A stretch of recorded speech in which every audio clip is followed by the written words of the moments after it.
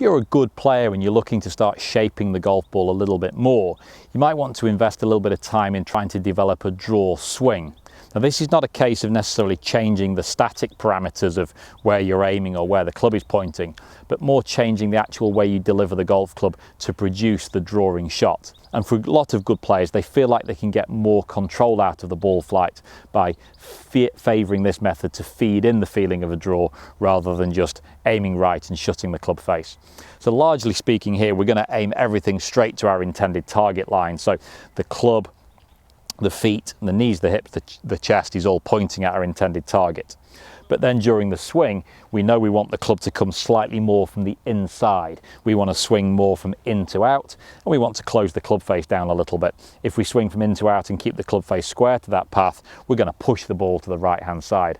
And actually, that's not a bad place to start. So you might start off setting up neutral, bring the club up, shallow it down a little bit of right elbow dropping into the right hip pocket there for the right-handed golfer.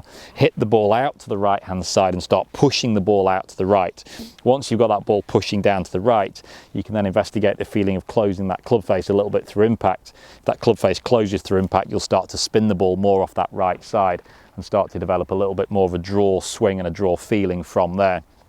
So good setup to start with from the top, shallow it out a little bit, learn to release the golf club, and we can start to move the ball from right to left. Once you can start to develop that right to left draw flight, you can increase or decrease that as you wish. If you want to increase the flight, swing more violently to the right, close the face earlier, bit of a rolling draw shot where you turn your hands over a bit more.